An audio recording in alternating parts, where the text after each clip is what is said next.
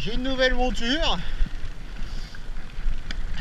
Alors en fait j'ai pas eu trop le choix parce que mon ancien VTT c'était un Rock Rider 6.3 qui avait 10 ans et dernièrement j'ai eu quelques petits soucis, notamment le dérailleur arrière, l'axe de la roue arrière aussi. Puis bon bah une derrière c'était encore à 26 pouces. Donc là j'ai décidé de passer en 27,5. Donc je suis retourné chez Decathlon et j'ai acheté un 540S.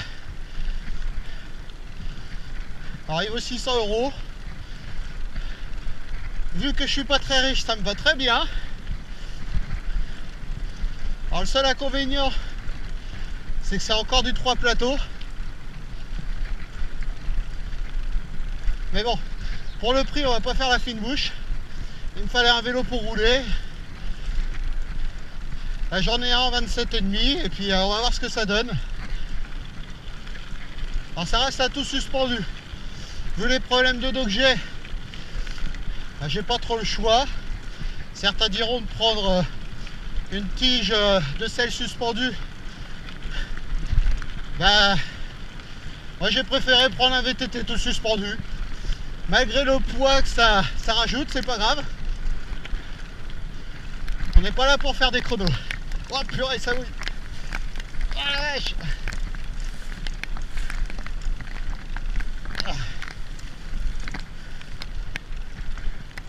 Donc là j'ai décidé de faire le même parcours que je fais habituellement pour voir un peu la différence.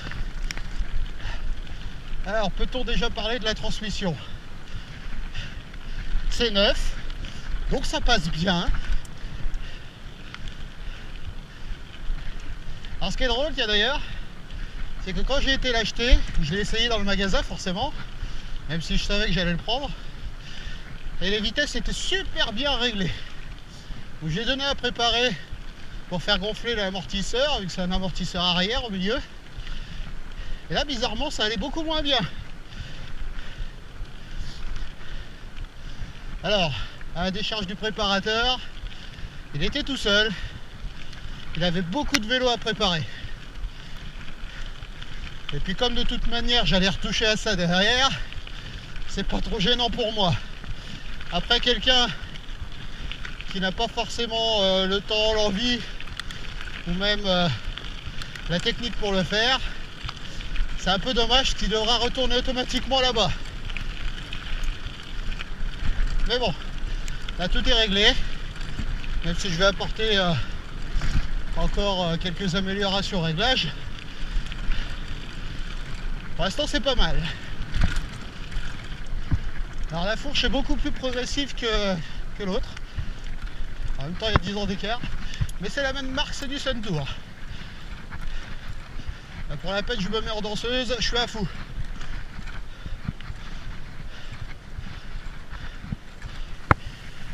Les shifters, tout se passe en dessous. Sur mon précédent vélo, on montait les vitesses par la petite manette du bas et on rétrogradait, si on peut dire, par une molette qui se trouvait au-dessus. Alors là, tout se passe en dessous. Alors pour l'instant, j'ai pas vraiment de ressenti à donner. Ça a l'air d'être plus pratique, et ça a l'air seulement. Bon, parlons des freins. Donc sur le précédent, je vais pas arrêter de dire ça, j'ai l'impression, c'était des freins à disque à câble. Et ouais, à l'ancienne il a 10 ans. Donc là je suis passé en hydraulique, toujours la même marque, c'est du Tektro, fidèle à Decathlon bien sûr. Bon là ils sont en rodage, donc j'ai pas vraiment de retour à donner. Alors, effectivement, le gros avantage par rapport au câble, c'est que là t'as pas une, comment on va dire, t'es pas obligé de pincer jusqu'à la poignée. À mi-course déjà, ça freine très fort. Donc Ça c'est un gros avantage, puisque ces derniers temps sur l'ancien vélo je me faisais peur à cause de ça, c'est qu'il fallait que j'aille chercher loin pour freiner. Bon, fallait dire aussi que les freins étaient un petit peu morts, hein, je crois, donc ça aide pas. Mais n'empêche, là on ressent vraiment la différence, même si pour l'instant le mordant n'est pas encore à 100% là, hein, et que pour l'instant le vélo il a que 20 bornes et encore, mais voilà, il y a au moins ça, ce gros avantage là. Je m'en prends plein la figure, la caméra aussi, voilà, au moins t'appuies, ça freine.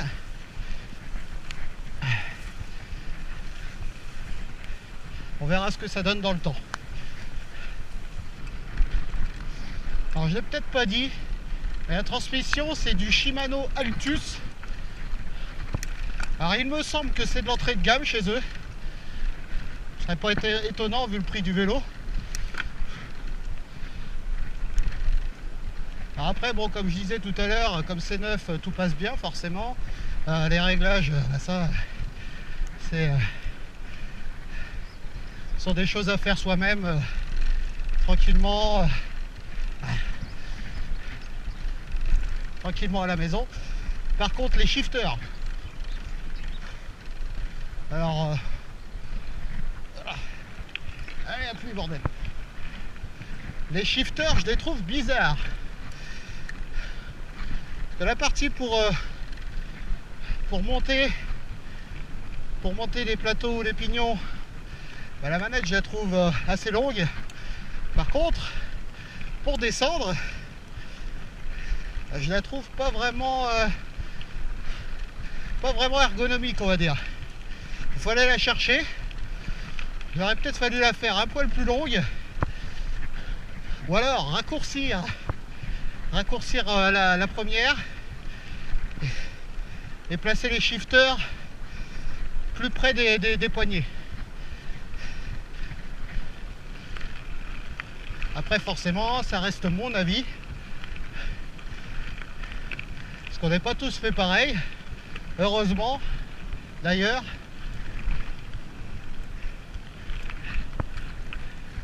Et je crois que je me suis paumé, dis donc. Donc qu'est-ce que je disais moi? Oui, shifter, c'est mon avis. Après, comme je disais tout à l'heure, ça reste un VTT pas cher du tout. 600 €. Faut pas s'attendre à avoir du Shimano SLX ou XT, encore moins XT d'ailleurs. Donc ça fera le job. Pour ce que j'en fais, ça sera largement suffisant, je pense. C'est un VTT de randonnée, c'est écrit sur le site. Donc on va les croire. C'est fait pour rouler. Après, confort, rien à dire par contre, hein. La selle, ça va. Même si je pense qu'il y a mieux et pas forcément plus cher. L'amortisseur central fait le job. En plus il est à air, donc réglable au poids, ce qui a été fait chez Decat. Ça par contre ça a été bien fait.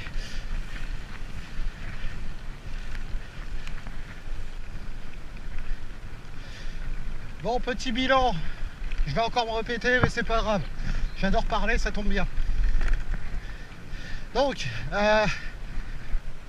moi je donne mon avis par rapport à mon expérience d'avant avec un 6.3 que j'ai acheté en 2008 je crois, et donc en 26 pouces qui faisait qui a fait allez, on va dire 3000 km plus ou moins. On va être large. Donc par rapport à ça, le 540S, donc on passe du 27,5 en tube type, donc chambre à air. Les pneus c'est du 2.2, du Between Rock Rider, enfin la marque Decathlon, mixte, qui pour l'instant me satisfait, donc on verra après dans le temps ce que ça donne. Concernant la suspension centrale, donc amortisseur à air, je crois que c'est Fusion la marque. Donc pas grand chose à dire dessus. J'ai pas l'impression que ça pompe beaucoup, moins en tout cas que mon ancien ressort qui était un ressort d'ailleurs. Donc j'ai l'impression de moins pomper. La fourche avant. Alors la fourche avant, là c'est le point d'interrogation. Je suis pas convaincu pour le moment. Elle est plus progressive que l'ancienne, ça c'est sûr. Après je trouve qu'elle tape. Comment dire, elle vibre beaucoup. Donc pareil,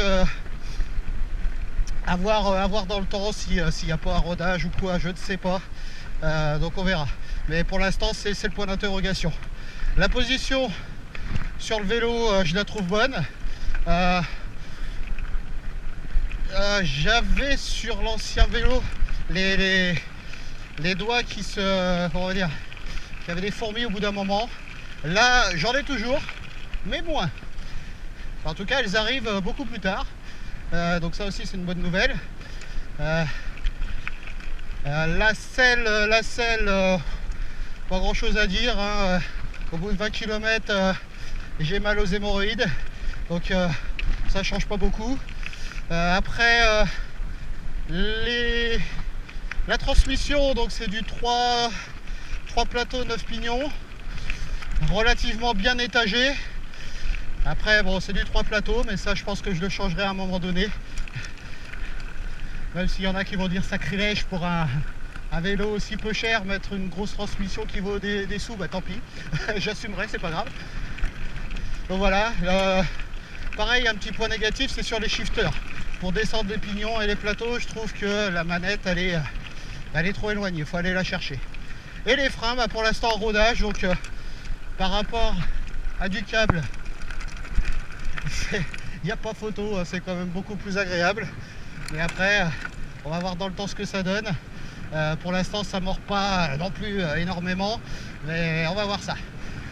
Voilà, j'espère que ça servira à certains, sinon tant pis. Et puis on se voit bientôt.